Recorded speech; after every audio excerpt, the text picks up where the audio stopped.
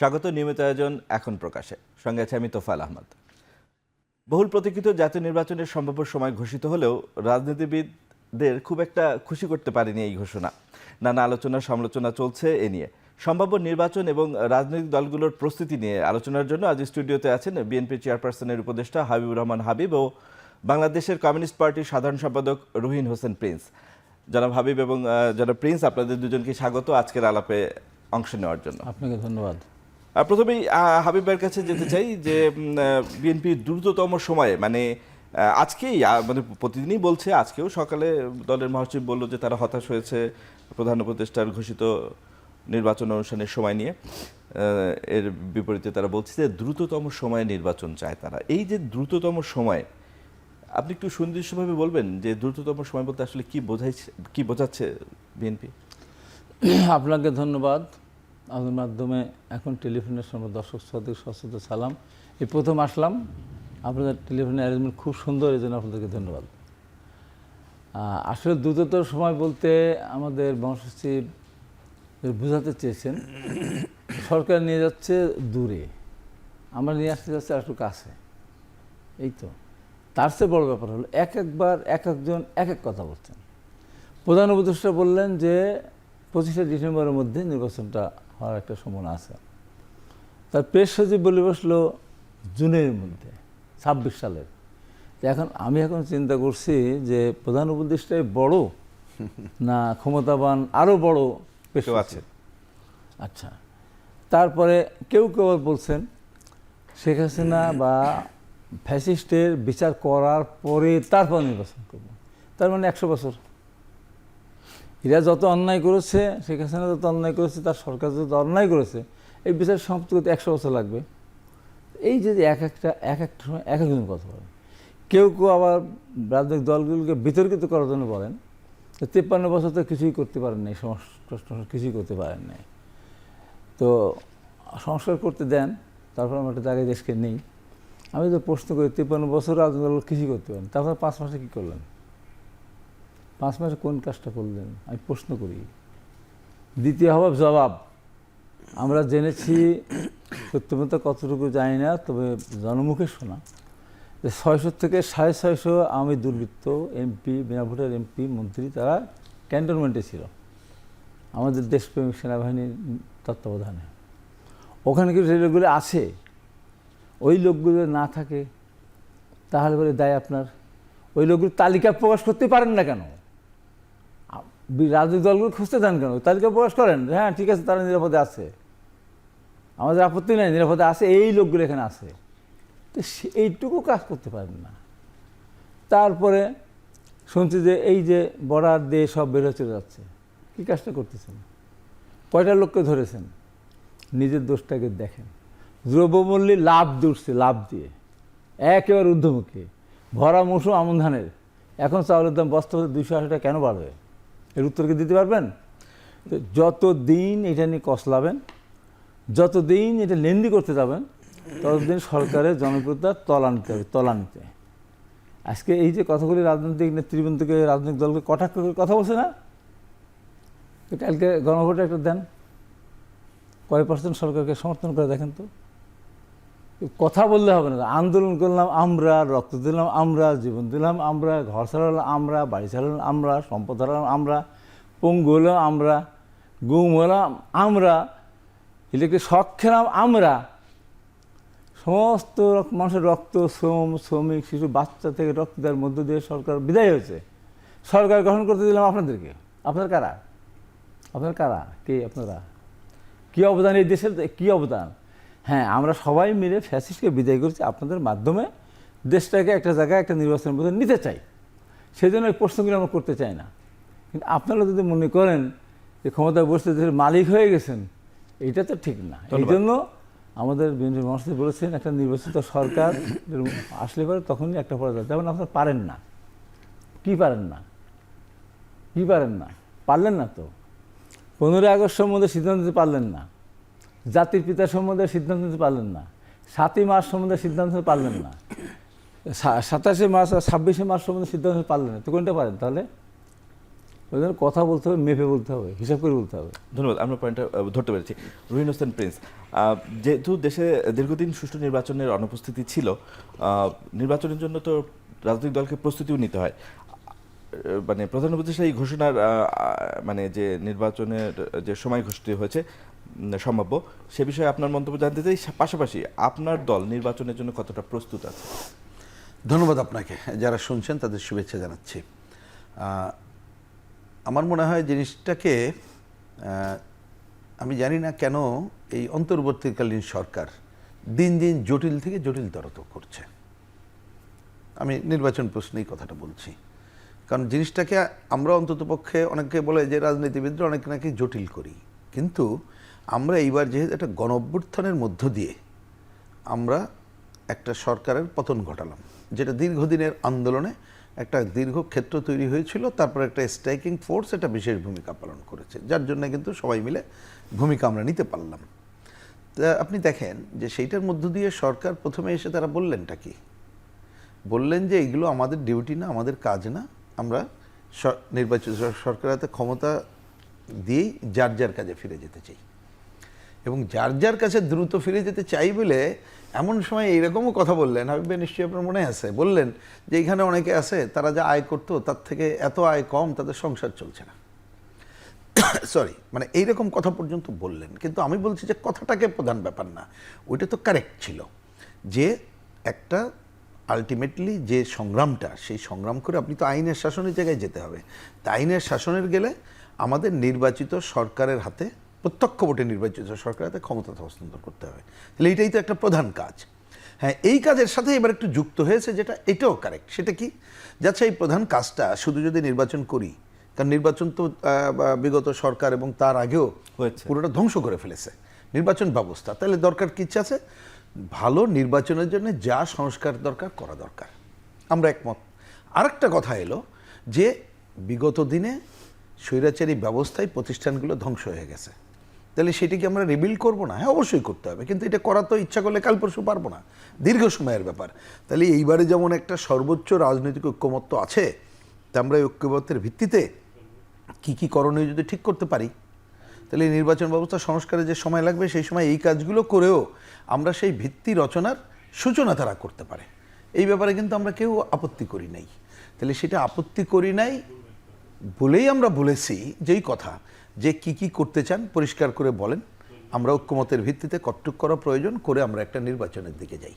আরেকটা কথা এটা মনে রাখতে হবে, যে সরকার ক্ষমতায় থাকবে, যার অধীনে নির্বাচন হবে, সেই সরকারের নিজেদের অবস্থাটা যদি খারাপ হয়ে যায়, জনসমর্থন যদি না থাকে, তাহলে তো আপনি একটা ভালো কাজও করতে পারবেন না, ইচ্ছা করলেও পারবেন না। নিজের শরীর ভালো না থাকলে যেমন করে আপনি ভালোভাবে কথাও বলতে পারবেন না, গ্রহণযোগ্য হবেন, আপনি পারবেন না। তাহলে সেই রকম একটা অবস্থায় আমরা আলোচনা যেটা করেছিলাম, আমরা দিন যত যাচ্ছে জটিল পরিস্থিতি দেখছি। এবং এইটা তো হাবিব ভাই তার ভাষায় বলেছে, কথাটা আমিও রিপিট করছি, এটা তো একটা অদ্ভুত ঘটনাই দেখলাম। সবাই এক একজন, আগে উপদেষ্টা এক এক রকম বললেন, পরে বললেন যে না, সব প্রধান উপদেষ্টা বলবেন, যদিও নির্বাচনের ঘোষণাটা দেওয়ার কথা তো নির্বাচন কমিশনের, এটা তো আমরা তাই জানি। আচ্ছা ঠিক আছে, উনি বললেন, তাও উনি বলে যেটা বললেন আলোচনা করে হয় ডিসেম্বর বা এটাই, কিন্তু উনি বললেন, তাহলে সরকারটা কে, এটাই তো বুঝতে পারলাম না আমরা। আমরা তো জানি যে এই ধরনের প্রেস সচিব অন্যরা তারা তাদের কাজ করেন, তাই এই জায়গাটায় আমি এখানে এসে শেষ করি যে তাইলে আমরা প্রথমে বলতে চাই যে তারা নির্বাচন প্রশ্নে যেটা করছে, জটিল সংকট তৈরি করছে এবং এমন এমন প্রশ্ন আনছে, তাতে করে আমি আমার বুঝ এরকম নির্বাচন বিরোধী শক্তি, অপশক্তি, যারা গণতন্ত্রের ধারা অব্যাহত থাকুক এবং আমরা যেটা আন্দোলনের মধ্য দিয়ে আসলাম চায়, তাদেরকে বরঞ্চ সুযোগ করে দিচ্ছে এই ধরনের একটা নির্বাচনী সংকট তৈরি করার জন্যে। সুতরাং আমি পরিষ্কার করে বলি, দেরি করার প্রশ্নই ওঠে না, কারণ এই যতটুকু আমাদের প্রস্তুতি আছে, যদি দলগুলোর সাথে বসেন, কতটুকু নির্বাচন, ভালো নির্বাচনের দরকার দেখলে 25 সাল পার করা তো দূরের কথা, অনেক আগেই খুবই সম্ভব। আর প্রস্তুতি এক কথায় বলি, যারা আমরা রাজনৈতিক দল করি, বিশেষ করে আমি আমাদের দল বা বামপন্থীদের বলি, আমাদের হ্যাঁ বাংলাদেশের নির্বাচনের ওই যে সংস্কারের মধ্যে যদি সমসুযোগের ধারা হয়, আমরা পরিষ্কার বলেছি যে আমরা আন্দোলনের মধ্য দিয়েই নির্বাচনে অংশ নেব, সেই প্রস্তুতি সবসময়ের জন্য থাকবে, এটা খুব একটা সমস্যা বলে আমরা মনে করছি না। ধন্যবাদ। জনাব হাবিবুর রহমান হাবিব, এরকম একটা পরিস্থিতি কিন্তু 111 সরকার সময় তৈরি হয়েছিল। সকল স্টেক হোল্ডার, দেশের জনগণ বলছিল তখনকার তত্ত্বাবধায়ক সরকারকে, ফখরুদ্দিন আহমেদের তত্ত্বাবধায়ক সরকারকে, যে নির্বাচন দিন। 2 বছর পরে নির্বাচন হলো। তারাও কিন্তু একসময় অজনপ্রিয় হয়ে গিয়েছিল। সেই নির্বাচনের মাধ্যমে একটা সরকার গঠিত হয়েছিল। সেই সরকার কি করেছে আমরা দেখেছি। আমরা কি আবারও সেই আগের বৃত্তে ফিরব? মাঝখানে এমন কি ঘটনা ঘটেছে বা ঘটতে হবে? জনগণকে তো আস্থা পেতে হবে যে আমরা আবার আগের কোনো পরিস্থিতিতে ফিরে যাচ্ছি না। এটা আপনি খুব ভালো প্রশ্ন করেছেন, আপনাকে ধন্যবাদ। 111 সরকার তত্ত্বাবধায়ক সরকার ছিল না, ওটা সেনাশাসিত সরকার ছিল। তত্ত্বাবধায়ক সরকার মৃত্যু ওই দিনই হয়েছে যেদিন ফখরুদ্দিন, মানে এরকম একটা পরিস্থিতি তৈরি হয়েছিল, নির্বাচন চাচ্ছিল সবাই। হ্যাঁ, ফখরুদ্দিন যেদিন সেদিন হলো সেনা সমর্থিত সরকার। তো সেই সরকার একটা নির্বাচন করেছিল। সেই নির্বাচন শেষে আওয়ামী লীগকে জেতানোর জন্য যা যা পদক্ষেপ নেওয়া দরকার, এমনকি এখন বলতেও পারে 10% ভোট নৌকামার্কা সিল মারা ছিল। তার নির্বাচন ব্যবস্থা যেদিন থেকে শুরু হয়েছে সেদিন থেকে 8টায় শুরু হয়, 4টায় শেষ হয়, একটা না, মাঝখানে বিরতি থাকে না। এবারও বিরতি ছিল না, তবে 4টার পরে আধা ঘন্টার জন্য সমস্ত এজেন্টদেরকে বের করে দেওয়া হয়েছিল, কারোর এজেন্ট ছিল না। ওই সময়টাই ওই 111 ওই সরকার তাদের নিজেদের বাঁচার জন্য, তখন সাবেক প্রধানমন্ত্রী বলেছিলেন যে তোমাদের যা কিছু হবে সব কিছু আমরা করে দেবো। তো ওই জন্য তারা ওই কাজটা করেছিল। তো এবার যদি কেউ মনে করে থাকেন যে একটা নির্বাচন হবে, কেউ এসে সিল মারি দেবে অথবা ভোট ব্যালট ঢুকায় দিয়ে রাখবে, এই সুযোগ এবার নাই। দ্বিতীয় কথা হলো যে আমরা বারবার বলছি কেন এই বিতর্ক আসছে। আপনি ইন্টারিম গভর্নমেন্ট, আপনি দেশের সীমানা পরিবর্তন করতে যাচ্ছেন কেন বলেন তো? কেউ কেউ সীমানা পরিবর্তনের জন্য ফেসবুকে দিচ্ছে আমাদের সীমানা এটা হবে সেটা হবে, নানান কাহিনী। এমনিতে আপনি মহা সংকটের মধ্যে আছেন। প্রতিদিন পার্শ্ববর্তী দেশ থেকে রচনা হচ্ছে, প্রতিদিন হিন্দুদের মারা হচ্ছে, বাড়ি পালানো হচ্ছে, ধর্ষণ করা হচ্ছে, এমন কোনো ভাষা নাই যারা বলছে না। আমি এই 2 দিন এদের এই দেখার জন্য আর বাংলা আমাকে ডেকেছিল, মানে এমন কথা বলে যা চিন্তা করা যায় না। তো এই নিয়ে একটা জটিলতা আছে। এখন পর্যন্ত আমার 79 জন মাছ ধরে যারা কি বল মৎস্যজীবী, তাদেরকে আটকে রেখেছে। আটকে রাখেনি, কে কী করলো? আমার সীমানা থেকে ধরে নিয়ে গেল। আপনি তারপরেও নিজেকে শক্তিমান মনে করেন, তারপরে মনে করেন আমি শক্তিমান, যা মনে করি তাই বললো হবে তাই। এই যে অবস্থাগুলি, মানে একটা কথা হলো কি, যার মুখে যে কথা সাজে তার মুখে সে কথাই বলা উচিত। আপনারা আসছেন ভালো কথা, একটা নির্বাচন দিবেন, কিছু সংস্কার কথা বলবেন, মূল সংস্কার করতে পারলেন না, বললাম না আগে পারেন নেই। 7ই মার্চের ব্যাপার সিদ্ধান্ত নিতে, 26শে মার্চের সিদ্ধান্ত নিতে পারেননি। সেই জন্য বলি বিতর্কের ভিতরে জড়াতে যাবেন না। 111 সরকার চেষ্টা করে প্রিন্স পার্টি করার জন্য কিংস পার্টি করতে চেয়েছিল, চেষ্টা করে। তার তো ভিত্তি ছিল, সামরিক বাহিনী ইউনাইটেড ছিল, তা তো পারেনি। এখনও তা না। আমি এখানে বলে যাচ্ছি, আপনি সরকারের থেকে কালকে দল গঠন করবেন তখন থেকে আমি মাঠে নামবো। সরকারেও থাকবেন, দলও গঠন করবেন, এত তো হবে না, হবে না। ধন্যবাদ। সরকারের টাকা দিয়ে সরকারে বসে কথা বলবেন, দল গঠন করবেন, কাজকর্ম পায়ে দিবেন। 1 সেকেন্ড বলতাম, আপনি লোক পাবেন কোথায়? লোক পাবেন? প্রিন্স ভাইয়ের লোক, একটা লোক এই 15 বছর গেছে আমেরিকায়, বিএনপির লক্ষ লক্ষ মামলা হয়েছে, কেউ গেছে, ছোটোখাটো পার্টির লোক গেছে, তা আমার লোক পাবেন কোথায়? আপনার লোক নিশ্চয়ই আওয়ামী লীগের লোক দল করতে হবে। নতুন দল করতে হলে আওয়ামী লীগের লোক ছাড়া এখন নতুন দলে যাওয়ার লোক নাই তো। ছাত্ররা যার জায়গায় শেষে চলে যাবে। সেইটা একটা কজ ছিল। আমরা যখন 90-তে করেছিলাম, করে আমরা আন্দোলন শেষ করে আমরা যার জায়গায় চলে গিয়েছিলাম। তো এই জন্য বলি যে যত সরকার লেন্দি করবে তত অজনপ্রিয় হবে, এমন অজনপ্রিয় হবে সে বিদায়টা ভালো হবে না। ওই জন্য সরকারের প্রয়োজনেই এই এত বড় সমস্যা সরকার সমাধান করতে পারবে না। আজ পর্যন্ত একজন ব্যাংক ডাকাতকে ধরতে পারে নাই, একজন লুটেরাকে ধরতে পারে নাই, বিদেশ থেকে টাকা আনতে পারে নাই। তারপর আপনি চালান কি আপনার $6 বিলিয়ন, 6 কোটি, আপনার 6 বিলিয়ন, তো $6 বিলিয়ন আপনার প্রতি বছর আপনাকে লোন পরিশোধ করতে হবে, ইন্টারেস্ট সহ। কই থেকে দেবেন আপনার? দেশের সুশাসন কায়েম করতে না পারে, আন্দাজ দেখা দেয়, তখন আরে হজারো বলা হয়ে যাবে না। এই জন্য সরকারের স্বার্থেই যত দ্রুত নির্বাচনের প্রয়োজনীয়তা, ততই মঙ্গল তাদের জন্য। বুঝতে জন্য পারলাম। মঙ্গল। আমাদের একটা বিরতিতে যাওয়ার সময় আছে, বিরতিতে যাওয়ার আগে রুহিন হোসেন প্রিন্স আপনার কাছে একটা প্রশ্ন রাখতে চাই, বিরতি থেকে আসার পরে এই উত্তর নিব। রাজনৈতিক দলগুলোতে যে পরিবারতন্ত্র এবং গণতন্ত্রহীনতা এবং পেশিশক্তির প্রভাব, কালো টাকার প্রভাব, এগুলো সংস্কার, এগুলো এলিমিনেট না করে একটা সুষ্ঠু নির্বাচন কি করে সম্ভব, এবং ওই নির্বাচনের পর যে রাজনৈতিক দল ক্ষমতা আসবে তারাই বা কি করে সুশাসন দেবে? জনাব রুহিন হোসেন প্রিন্স, বিরতিতে যাওয়ার আগে আপনার কাছে একটি প্রশ্ন রেখে গিয়েছিলাম যে জরুরি কিছু সংস্কার, রাজনৈতিক দলের পরিবারতন্ত্র, কালো টাকার প্রভাব, পেশিশক্তির প্রভাব এবং আরও অন্যান্য বিষয়, এই বিষয়গুলো বাদ দিয়ে বা এই বিষয়গুলোর সমাধান না করে একটা নির্বাচন এবং নির্বাচন পরবর্তী সরকার কি জনপ্রত্যাশা পূরণ করতে পারবে? আচ্ছা, এই প্রশ্নটা আমি গুরুত্বপূর্ণ এই কারণে বলছি, কারণ এটা সাধারণ প্রশ্ন, কিন্তু এই মুহূর্তে গুরুত্বপূর্ণ আরও এই কারণে, কারণ জনগণের আকাঙ্ক্ষা এটাই, যেইটা মুক্ত নির্বাচন হোক এবং যারা ক্ষমতায় যাক সুশাসন চাই, এটাই। এবং এইটাকে অনেক ক্ষেত্রে শব্দটাকে আপনি নেগেটিভও নিতে পারেন, পজিটিভ নিতে পারেন। পজিটিভ হিসেবে বলি, পুঁজি করছে অনেকে, পুঁজি করাটাও দরকার। কেন আবার রিপিট করছি? কারণ সুশাসন তো আমরা চাই। এইবারের ফয়সালা ছোট ছোট করে দুইটা বলি। প্রথম ফয়সালাটা এটা করে নেওয়া দরকার, আসলে যেই নির্বাচনে জিতুক না কেন, আপনি কি কাল পরশু সুশাসন এবং এই যে কথাগুলো সব কি পরিবর্তন হয়ে যাবে? কাল পরশু হবে না, এটা আমাদের প্রথমে অ্যাডমিট করতে হবে, প্রথম কথা। দ্বিতীয়ত, কত দ্রুত হবে এটা নির্ভর করবে কোন ধরনের সরকার ক্ষমতায় যাবে। তৃতীয়ত হচ্ছে জনগণ, তার মধ্যে পুরো সচেতনতা আছে কিনা, এবং কেউ যদি পূরণ না করে তার বিরুদ্ধে বিক্ষুব্ধ হয়ে তাকে হটায় দ্রুত দেবে কিনা। তার মানে আমি বলছি যে এই পুরো কাজটা একটা প্রক্রিয়ার ব্যাপার, এটা ফার্স্ট মনে রাখা দরকার।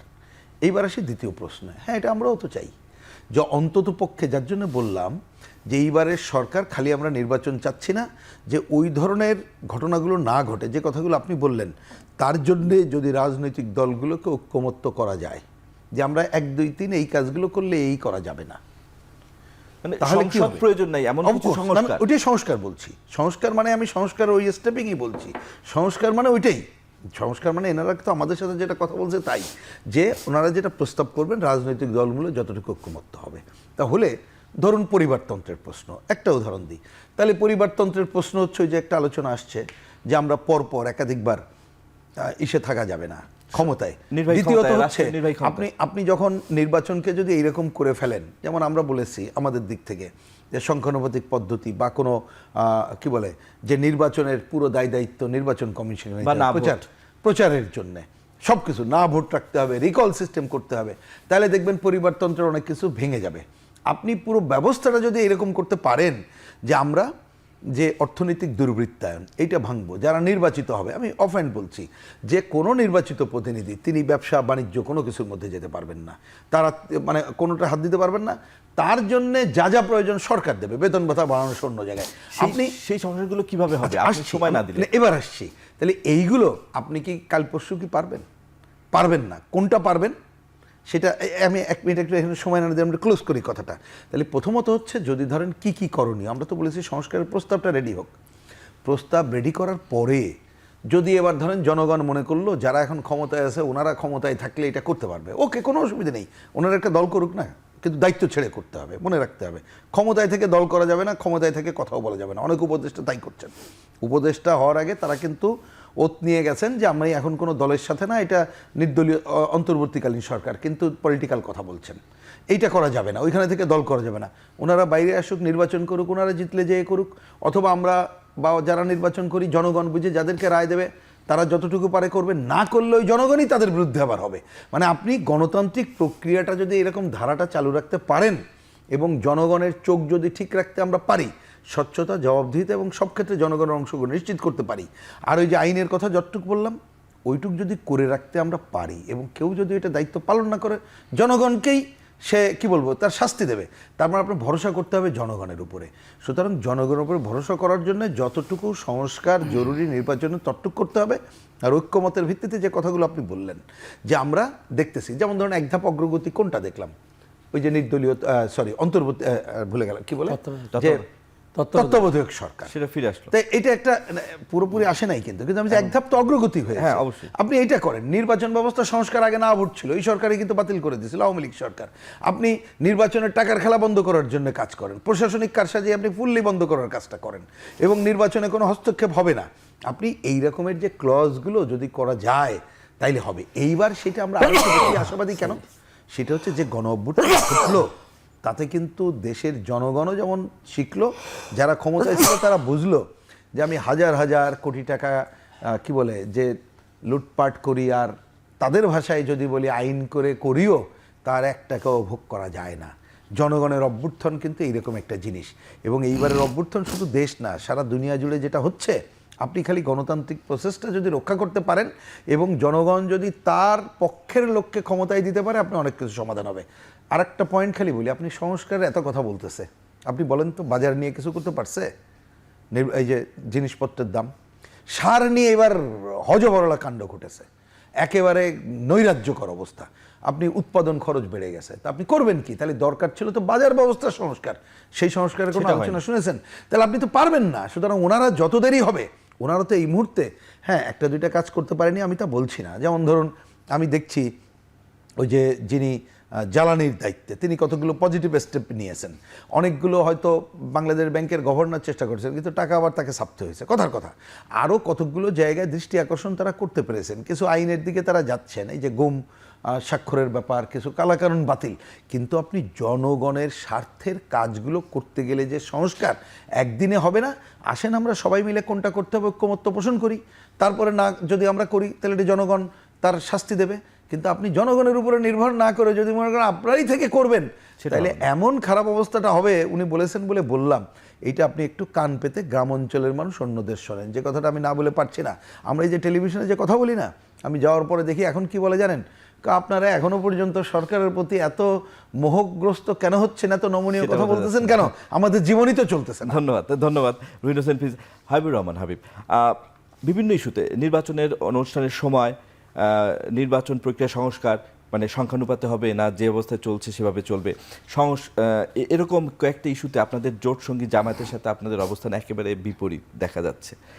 তো জামাত তো আপনাদের জোট সঙ্গী, এই যে তাদের যে অবস্থান এবং এখন যে আপনাদের দুই দলের অবস্থান, ভবিষ্যতে আপনাদের জোট, নির্বাচন তো হবেই, আগে হোক পরে হোক, এত অমিল আপনাদের কি আর জোটবদ্ধ দেখা যাবে ভবিষ্যতে? এক কথা উত্তর দেই, এখন যদি আমরা জোটবদ্ধ নির্বাচন করি তাহলে 2024 সালের 7ই জানুয়ারির মধ্যেই তো হবে। অর্থাৎ হবে না, স্বতন্ত্র জিতলেও শেখ হাসিনা প্রধানমন্ত্রী, জাতীয় পার্টি জিতলেও, আওয়ামী লীগ জিতলেও, তো তাই হবে কেন? তাহলে ওই কাজটা আমরা করবো না। অতএব আপনার জোটবদ্ধ ভবিষ্যতে থাকছেন না, প্রশ্নই ওঠে না। এখনই আলাদা হয়ে গেছেন অনেকটা। না না, আমরা তো জোটবদ্ধ নির্বাচন করতে ওই 24 সালের মতোই হলো, তা করবো কেন আমরা? এবার আপনি আসেন, আমরা সংস্কার মাথায় দেয় না খায়, প্রশ্ন কিন্তু ওই জায়গায় চলে যাচ্ছে। সংস্কার শুনতে কোনটা সংস্কার দেখতে হবে তোমাকে। আমরা আমাদের জোট, আমরা 31 দফা প্রণয়ন করেছি, সরকার গেলে সেই কাজগুলো করবে। তো প্রথম ওখান থেকে সংস্কার করে দিয়েছি আমরা, পরপর 2 টার্ম প্রধানমন্ত্রীকে হতে পারবে না, রাষ্ট্রপতির সাথে প্রধানমন্ত্রীর ক্ষমতার ভারসাম্য, দলীয় সরকার অধীনে নির্বাচন হবে না, দুর্নীতি, করাপশন, দলীয়করণ বন্ধ করতে হবে। কয়েকটা জিনিস যদি আপনি করেন অটোমেটিক্যালি তো কমে যাবে। আপনি যদি নিরপেক্ষ সরকার অধীনে নির্বাচন দেন, আমি 5 বছর যখন ক্ষমতা আসে, লোক আমাকে ভালো কাজ না বিদায় করে দেবে, ভোটের মাধ্যমে বিদায় করে দেবে। তো এটা তো একদম সহজ একটা রাস্তা। যেমন আমি বলি, আমি যখন অ্যাক্সিডেন্ট করলাম 2017 সালে, রোড অ্যাক্সিডেন্ট, আমার গাড়ি চলে গেল ট্রাকের মধ্যে। তো এসে তো আমি ওই যে টক শোতে কথা তার আগের থেকেও বলতাম যে, আমি বলতাম যে আমি আপনাদেরকে একটা ফর্মুলা দেব। কোন ফর্মুলা? প্রতি বছর রোড অ্যাক্সিডেন্টে যত মানুষ মারা যায়, আহত হয়, ক্ষতবিক্ষত হয়, যত সম্পদ ক্ষতি হয়, তা অকল্পনীয় হাজার হাজার কোটি টাকা, এই সমস্ত ক্ষয়ক্ষতি আমি বন্ধ করে দেবো 95%। কী কাজ? শুধু রোড ডিভাইডার দিয়ে দেবেন।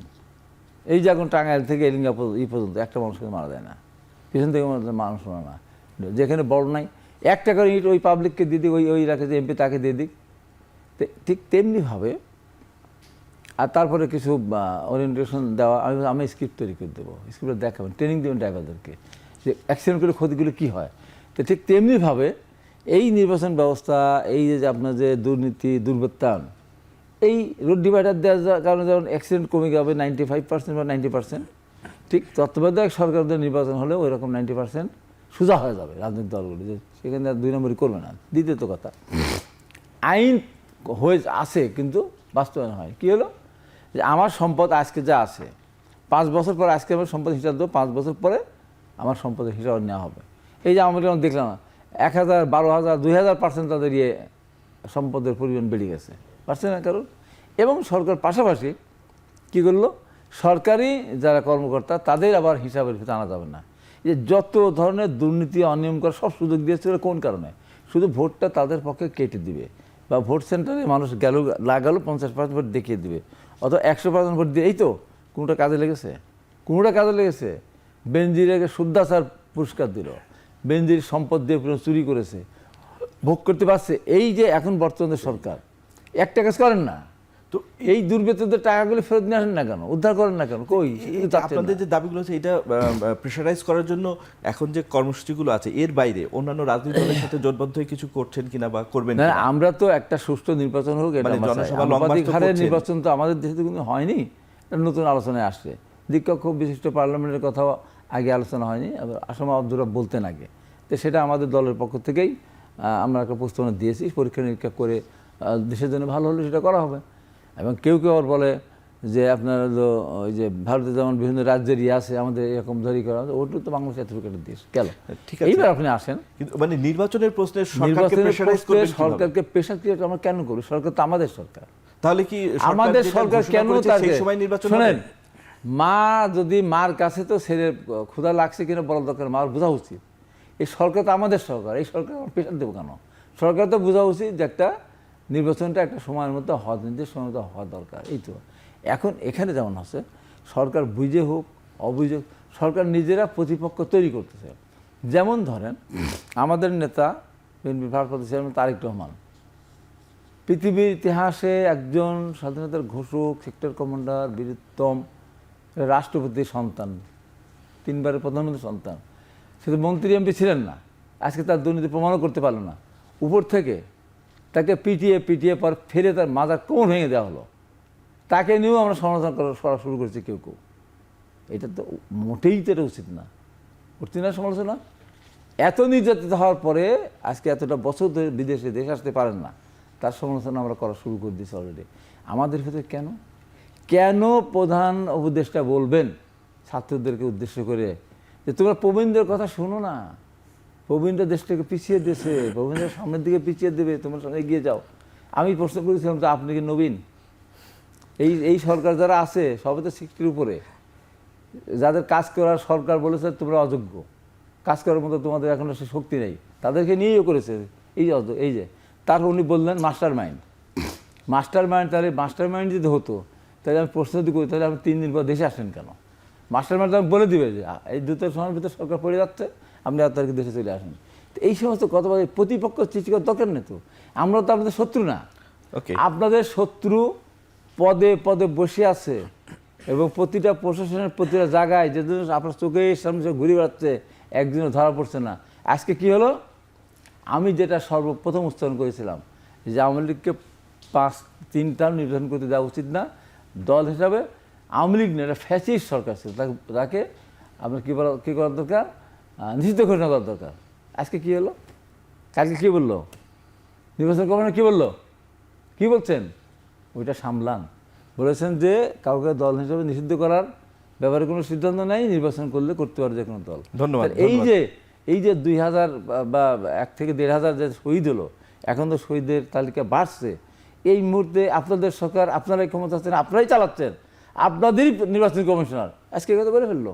ধরেন আমরা বুঝতে পেরেছি আমরা আপনাদের বন্ধু, আমরা শত্রু না। আমরা যেদিন শত্রু হব সেদিন অনেক কিছু হসপস হয়ে যাবে। ধন্যবাদ হাবিবুর রহমান হাবিব। এ পর্বের আলোচনায় শুরুতেই রুহিন হোসেন প্রিন্স আপনার কাছে যেতে চাই। বিচার প্রক্রিয়া চলছে, আওয়ামী লীগ এখন একটি নিবন্ধিত রাজনৈতিক দল। বিরতিতে যাবার আগে হাবিবুর রহমান হাবিব যেটা বলছিলেন যে স্বৈরাচারকে নির্বাচন থেকে বাদ রাখার তার একটি প্রস্তাব আছে। এই অবস্থায় নির্বাচন হলে স্বৈরাচারের দর্শকদের তো ফিরে আসার সুযোগ আছে। আপনার প্রস্তাব কি যে আচ্ছা, একটা ইনক্লুসিভ নির্বাচনে আওয়ামী লীগ থাকবে কি থাকবে না? না, প্রথম পয়েন্টটা এরকমের, দেখেন আপনি স্বৈরাচারের দোসর, অফকোর্স আপনি যাদের আলোচনা করতেছেন স্বৈরাচারের দোসর আলোচনা, স্বৈরাচারের আলোচনা করছেন, ক্লিয়ার, এটা মনে রাখেন। স্বৈরাচারের দোসর তো অন্য জিনিস, আরও তো স্বৈরাচার। আমরা তো স্বৈরাচার ফিরে আসুক চাই না। 71-এর যারা ঘাতক ছিল তারা ফিরে আসুক কি চাই? তাও চাই না আমরা। এখন এই যে চাই না আমরা মানে কি আমি বা আমার দল, তো এই সিদ্ধান্ত নেবে কে? জনগণ। আপনাকে এটা ক্লিয়ার করতে হবে, তাহলে জনগণের উপরে ছেড়ে দিতে হবে। জনগণ কিভাবে যাদের- সিদ্ধান্ত জানাবে? আসছি কথাটা। আমি প্রথমে যদি বলেন যে জনগণ কেন, আমি কথার কথা, ভোটে যদি দাঁড়ায়, আমি যদি শব্দটা বললাম, জনগণ ভোট দেবে না, তাহলে আপনি কি করে ফিরে আসবে? আপনাকে এটা মনে রাখতে হবে। এইবার আসি, হ্যাঁ আমাদের তো কতগুলো দায়িত্ব আছে। আপনি কি সুযোগ দেবেন? গতকাল যে খুন করছে, যারা স্বৈরাচারী আচরণ করছে, সে বল তবিয়াতে ঠিক মতো থাকুক। যার জন্য আমরা প্রথম দিন থেকে কি বলছি, বিশেষ ট্রাইব্যুনালে আপনি জেনুইন বিচার কাজটা করেন। আপনি এখানেও তো আলোচনা হলো, আপনি কি এখনও সবাইকে কি ঠিক মতো করতে পেরেছেন? যাকে ধরা উচিত আপনার কি বলে যে অর্থ আত্মসাতের মামলায়, তাকে নিয়ে আপনি এমনভাবে করছেন, আপনি তো মামলা কোথায় নিয়ে যাচ্ছেন দেখেন। আমরা এটা খবর দেখলাম যে কি বলে প্রায় 56 জন, কতজন নাকি সচিবকে কোন বাড্ডার একটা হত্যা মামলায় আসামি করা হয়েছে। আপনি তো মামলাটাই কি তো সংকটে ফেলে দিচ্ছেন। মানে আপনি যদি জেনুইন জায়গাটায় প্রথমে তো সেটাই করা উচিত ছিল, এত বড় ঐক্যমত্যের ভিত্তিতে যারা এর সাথে প্রকৃত জড়িত বিশেষ ট্রাইব্যুনালে তাদের বিচার করব। তা আপনি যদি সেই কাজটা করতে পারতেন, আর তাদের তো নৈতিক অধিকার নেই, আপনি যদি কথার কথা আপনি চিন্তাও করেন আপনি নির্বাচন দ্রুত হলে তারা কেউ আসার কোনো সুযোগ আছে? নাই। বরঞ্চ আমি বলছি আপনি যত দেরি করবেন তত তো আপনি ওই স্বৈরাচারকেই সুযোগ করে দিচ্ছেন। এটা আপনি মনে রাখবেন, এই কাজ। তারপর হচ্ছে আমরা যখন সংস্কারের কাজগুলো করব, নির্বাচন ব্যবস্থার সংস্কারের মধ্যে আমাদের কিন্তু যদি ধরেন কতগুলো সেফটি ক্লজ রাখতে পারি, উদাহরণ দেই, আমরা আগে তো এটা করেছি, 71-এর ঘাতক বা যুদ্ধ অপরাধের বিচারের কেউ এই নির্বাচনে অংশ নিতে পারবে না। আমরা যদি এইবার এটা করতে পারি যে 24 এবং এই জায়গায় যারা এ ধরনের ঘাতক তারা নির্বাচনে অংশ নিতে পারবে না, তারপরে যদি দলের ব্যাপারটাও এরকমের চলে আসে, তখন সিদ্ধান্ত এরকমের হবে। তা আপনি এগুলো তো পুরো প্রক্রিয়ার মধ্যে নিয়ে আসবেন। সেইটা না নিয়ে এসে এক একজন এক এক রকম কথা বলছেন। যার এটা প্রয়োজন, এটা নির্বাচন কমিশন বা সংস্কারের যিনি আছেন তার তো এই দায়িত্ব না, এটা পলিটিক্যাল দায়িত্ব। শেষ প্রশ্ন আপনাকে, সেই জায়গাটাই তো তাকে দেখতে হবে। শেষ একটা প্রশ্ন, যে মানে প্রধান উপদেষ্টার অফিস থেকে মাঝে মাঝে রাজনৈতিক দলগুলোকে ডাকা হয় মিথস্ক্রিয়ার জন্য, আলোচনার জন্য। এখন রাজনৈতিক দলগুলোর সাথে প্রধান উপদেষ্টার কার্যালয় বা অন্তর্বর্তী সরকারের সম্পর্কটা কি পর্যায়ে আছে? আমাকে যদি বলেন, এটা আমি একেবারে সাফ বলেছি, 3 বার ওনাদের ডাকে আমরা যে গিয়েছিলাম সেটা ইস্যু ভিত্তিক ছিল। কি কথাটা বললে আমি উনি বিপদে পড়ছে বলবো না, বলাটা একটু খারাপ হবে, কিন্তু একটা ঘটনা যখন হয় একটা সংকট, ওই জন্য ডেকেছে। কিন্তু রাজনৈতিক দলগুলোর সাথে দরকার কি ছিল? এক একটা ঘটনায় আপনার তো সংলাপ করা, এক একটা এজেন্ডা নিয়ে আলোচনা করা, সেইটা ওনারা কোনো সময় ডাকেন নাই। অন্ততপক্ষে আমি আমাদের পার্টি এবং বাম জোটের দিক থেকে বলছি, 3বার যে ডেকেছে এটার জন্য, সুতরাং কোনো মিথস্ক্রিয়াই তো হয় নাই। ওনারা চান কি না জানি না, এইখানে অন রেকর্ড বলি, প্রথম 12ই আগস্ট যখন গেলাম, যখন এই কথাটা মানে আমি দায়িত্ব নিয়ে কথা বলছি, যখন প্রধান উপদেষ্টাকে বললাম যে আপনারা যেটা করতে চান আমরা আমাদের সমর্থন নিয়ে আগায় যেতে পারি, জনৈক উপদেষ্টা কথাটা কেড়ে নিয়ে গেলেন, নিয়ে অন্য আলোচনা করে বললেন তাহলে আপনারা যদি সম্ভব হয় আমাদের 1 মাসের কাজ, 100 দিনের কাজ, এগুলো হেল্প বলেন। আমরা বলছি আপনারা যদি চান আমরা করব। আগস্টের পরে বললো সেপ্টেম্বর থেকে এই আলোচনা শুরু করব। সেপ্টেম্বর মাস আজ পর্যন্ত আসে নাই। তা আপনি কিসের মিথস্ক্রিয়া করবেন?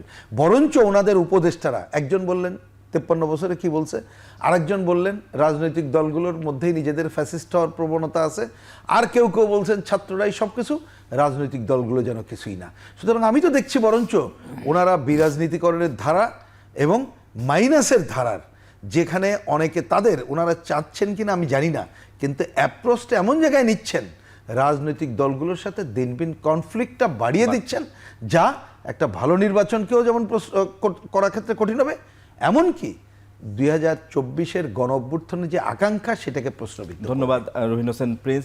হাবিবুর রহমান হাবিব, আপনি বলছিলেন যে এই সরকার আপনাদের সরকার, এই সরকারকে সমঝোতা বা এই সরকারকে সহায়তা করবেন এমন কথাও রাজনৈতিক দলগুলোর পক্ষ থেকে বলা হয়েছে।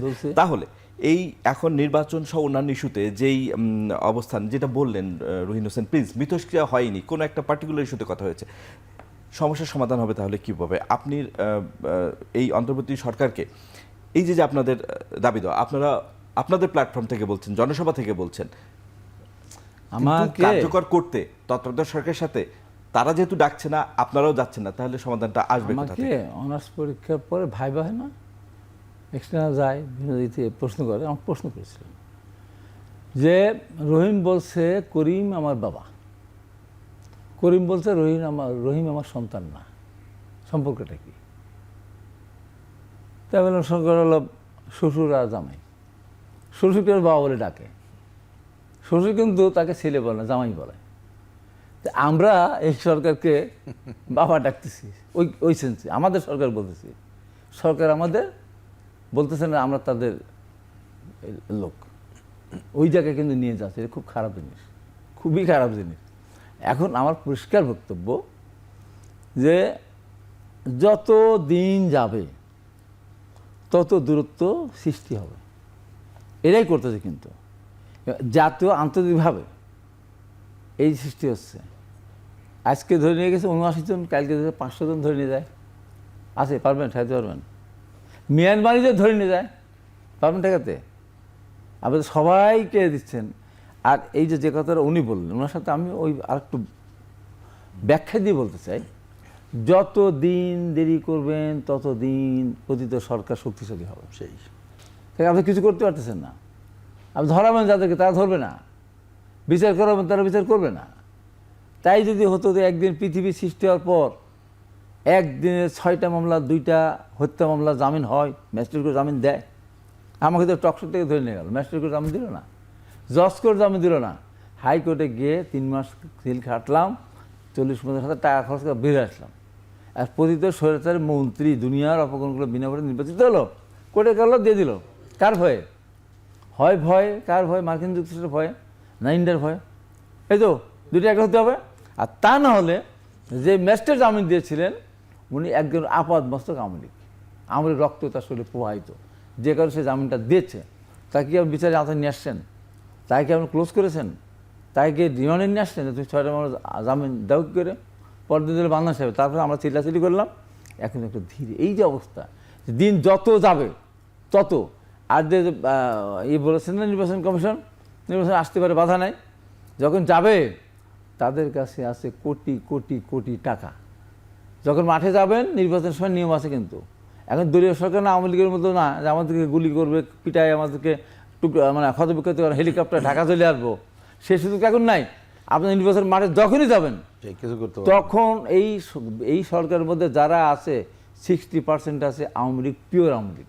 তারা কোথাও ওই মিছিলে আপনি যদি বাধা দিতে যান, ওই তারা গর্তে লুকিয়ে তারা সামনে আসে, কিচ্ছু করতে পারেন আপনি, কিচ্ছু করবেন। তাদের এই অবৈধ টাকা, কোটি কোটি টাকার ওই বিড়ালের মধ্য দিয়ে আপনার নাস্তা নাবুদ করে ফেলবে।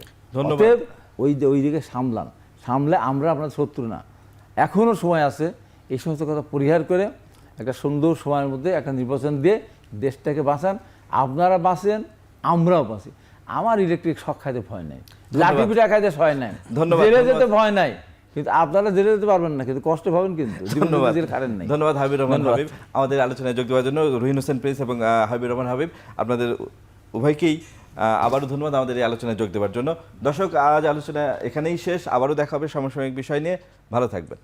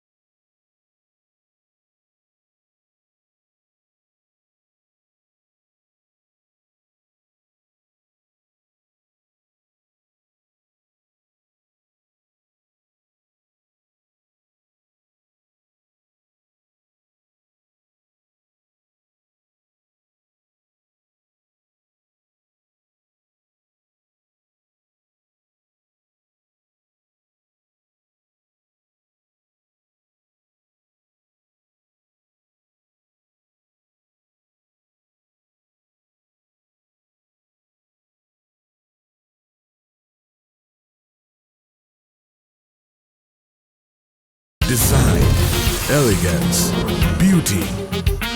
সেরা পণ্য সবার জন্য। Jevico.